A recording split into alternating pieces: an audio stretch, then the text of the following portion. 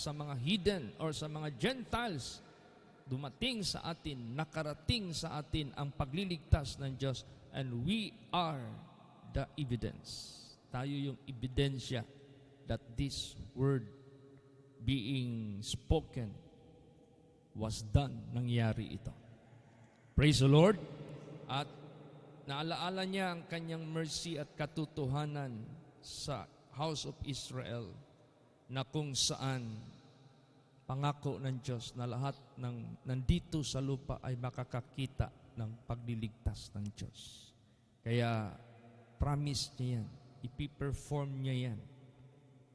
Ngayon, na dumating na sa atin yung promise ng Diyos according to His covenant sa kanyang mga unang tinawag, like Abraham, Israel. Dumating sa atin ang pagliligtas.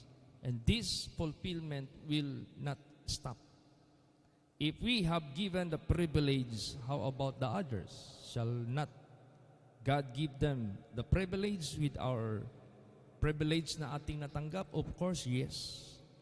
Kaya nga sabi dyan, He laid down His life for us. We ought to lay down our lives for the others. So tayo naman yung maging instrumento ng Diyos para matupad yung kanyang pagkahayag ng pagliligtas sa buong sanglibutang ito. Basahin natin ang Luke 1:72. Praise the Lord. To perform the mercy promised to our fathers and to remember His holy covenant. Yan. To perform the mercy promised to our fathers and to remember His holy covenant. Meaning to say, to perform His mercy, gagawin at gagawin ng Diyos ang kanyang awa.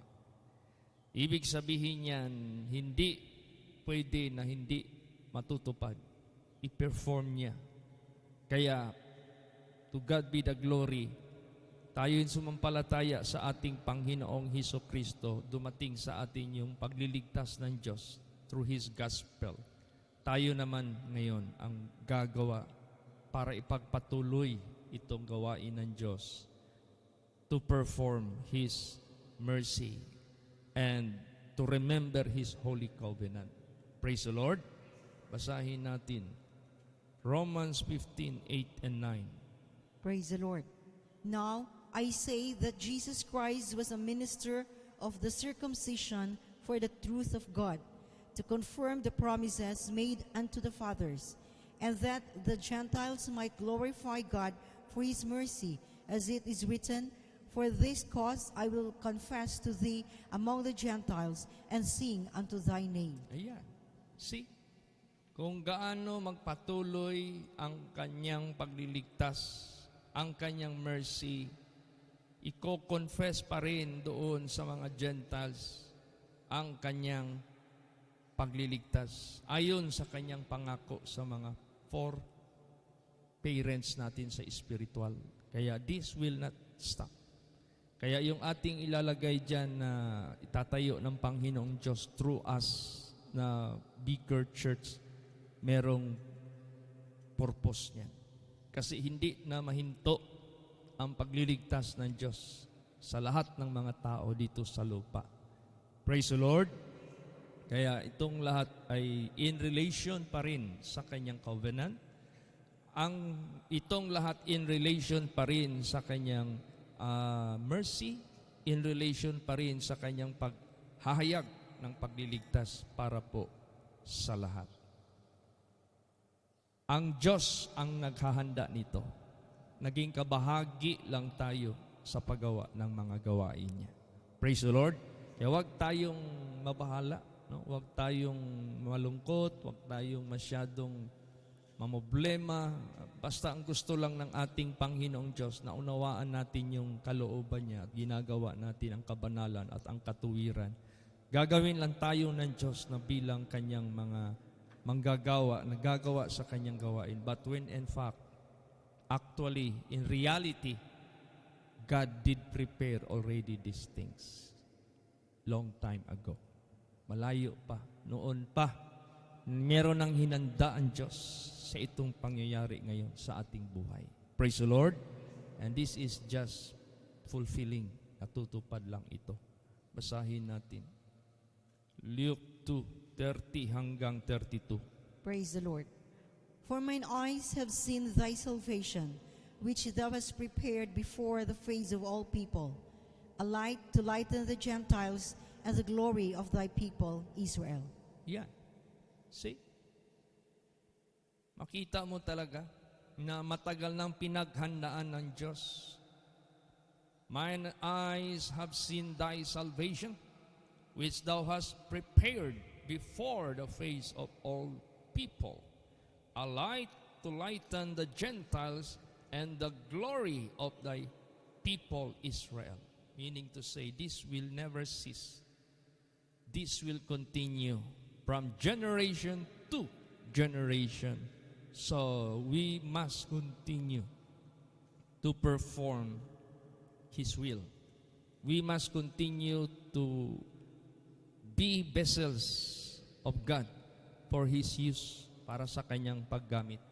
Kaya atin lang isipin, tayo ay mga vessels lang ng Diyos na gamitin para i-fulfill ang pagliligtas sa lahat ng mga tao dito sa lupa. Praise the Lord. Yan talaga ang matagal ng pangako ng Diyos. At yan talaga ang Kanyang master plan. Basahin natin Luke 3:6. Praise the Lord. And all flesh shall see the salvation of God. Yes. All flesh shall see the salvation of God. Lahat ng mga laman, mga tao, makakakita sa Kanyang pagliligtas. Kaya nga sinabi dyan sa Psalms, great is the number of them that proclaim His gospel. Multitude, marami ang magpo-proclaim ng Kanyang gospel. Kaya ito na ngayon, nandito na tayo sa actual na fulfillment.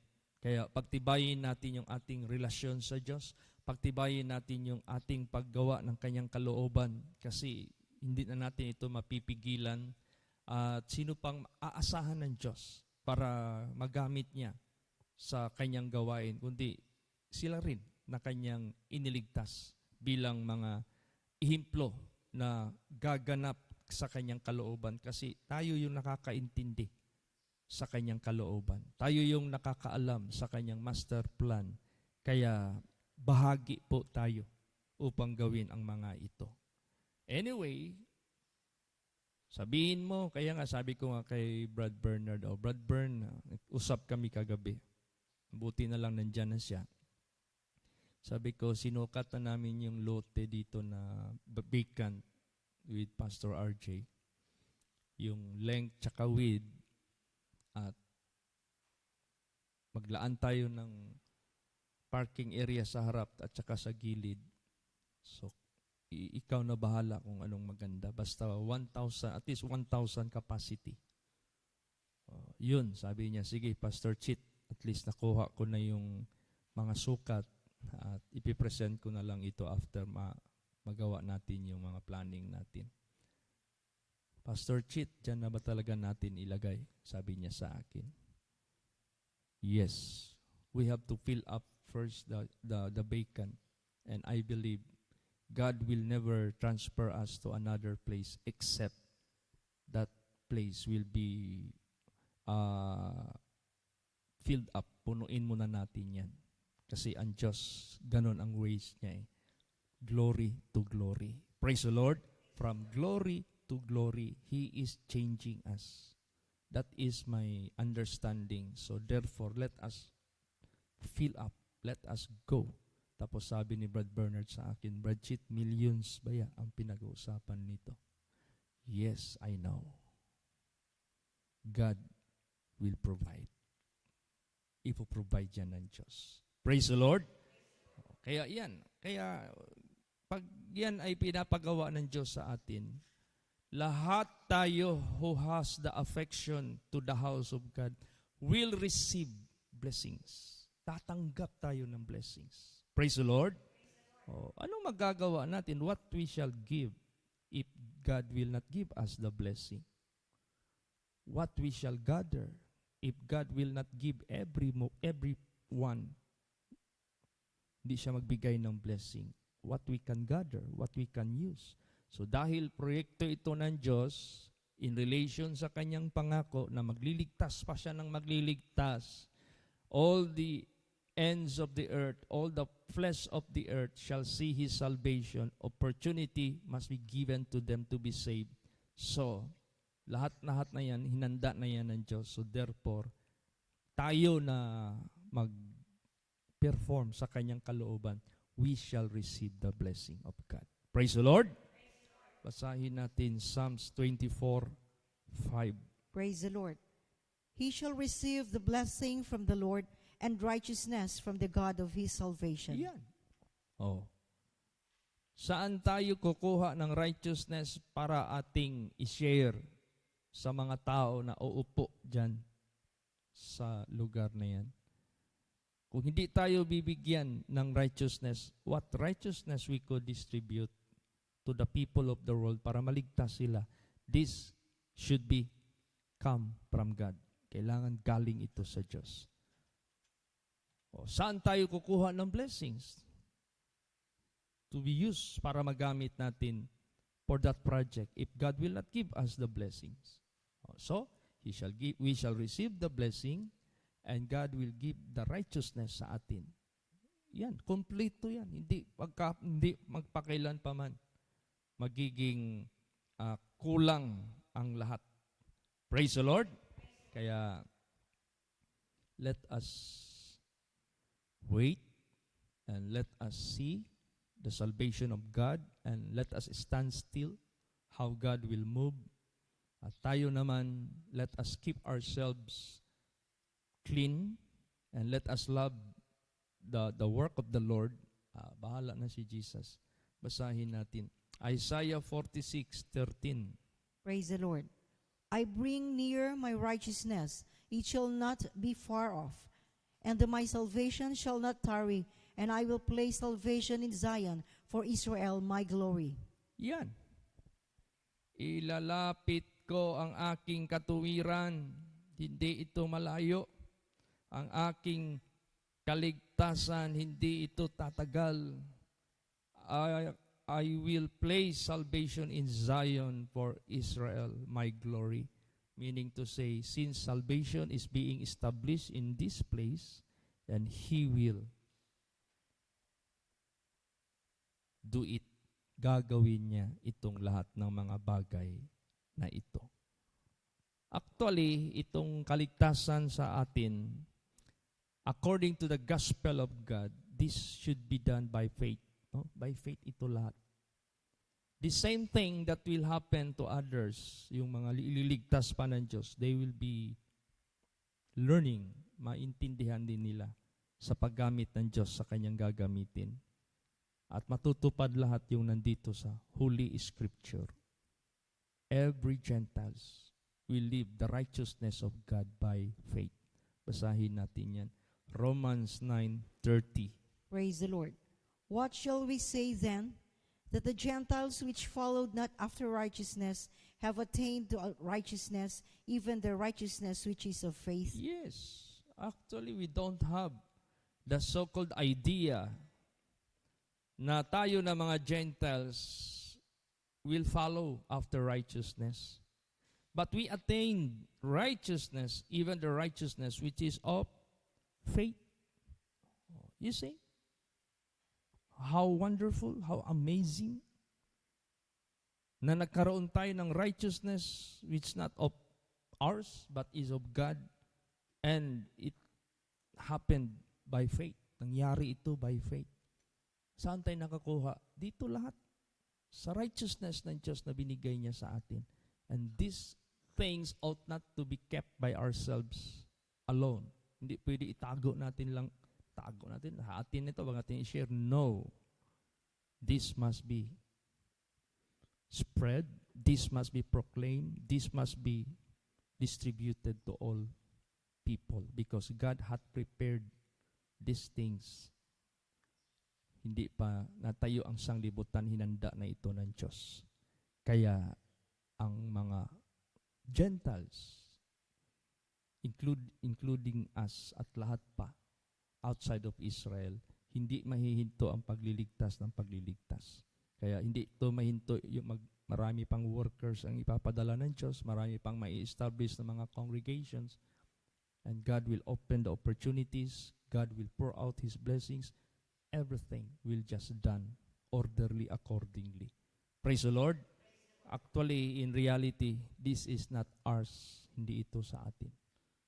Even the righteousness, even this project. Basahin natin. Philippians 3:9. Praise the Lord. And be found in him, not having mine own righteousness, which is of the law, but that which is through the faith of Christ, the righteousness which is of God by faith. Yan. And be found in him, not having mine own righteousness, which is of the law, but that which is through the faith of Christ, the righteousness which is of God by faith. So ito ring ating project by faith. Itong ating pag-proclaim ng kanyang gospel by faith. This will just come to pass by faith. Let us not base on the things that could be seen with our eyes. Huwag tayong magbase sa mga bagay na nakikita natin. Basihan natin yung hindi nakikita, yung Diyos. Dahil itong lahat just will be fulfilled. Kaya pasalamat tayo sa Diyos that our direction is not ours. Our direction is from God. So kung galing yan sa Diyos, matibay. Praise the Lord. Pag galing yan sa Diyos, walang makakahadlang. Kaya marami pang ililigtas, marami pang mga tao mamaya will be glorifying God together with us. At this time, parang tayo noon, hindi tayo ganito. But when the opportunity came in our lives, naging ganito tayo. So, how about others? Ganon din ang mangyayari. Kaya may paglalagyan yung ating project na yan. Hindi yan pwedeng maging void, maging nonsense, maging useless. Papagkatiwala ng Diyos yan sa buhay natin. Last verse, Psalms 22:27. Praise the Lord. All the ends of the world shall remember and turn unto the Lord, and all the kindreds of the nations shall worship before thee. See? How could these things be done? Paano ito mangyayari? Mangyayari yan in an appointed time. Mangyayari yan according to His greatness, according to His power. Mangyayari ito. Ito is not a joke.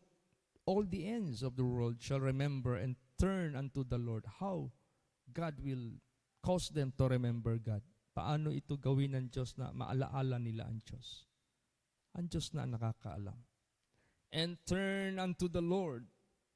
Babalik sila sa Panginoon. And all the kindreds of the nations shall worship before thee.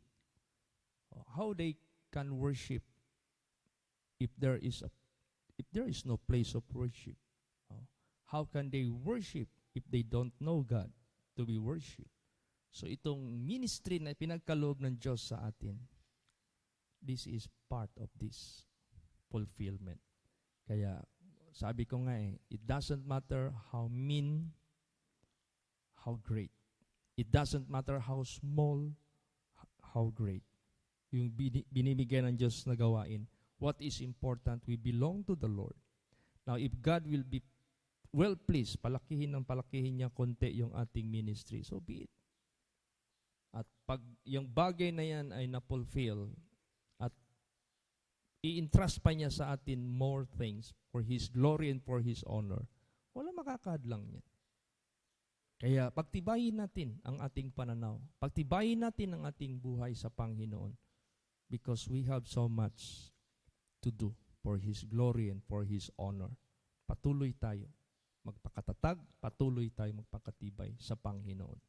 Dahil after all, we belong to the Lord, and once the Lord will fulfill His promise, this surely will come to pass. Mangyayari itong lahat. So, we are not doing this for our own way, but we are doing this as God is leading us. Siya yung nag-guide sa atin. Kaya, to God be the glory. Pasalamat tayo sa Diyos. The Lord hath made known His salvation. His righteousness hath He openly showed in the sight of the heathen. He hath remembered His mercy, His truth toward the house of Israel. All the ends of the earth have seen the salvation of our God. Praise the Lord. Yan ang master plan ng Diyos. So be part of it. Kahit saan tayo ilagay ng Diyos. Be contented and let us be happy. Let us rejoice because God is choosing us as part of this project of God. Praise the Lord. Magsitayo po ang lahat.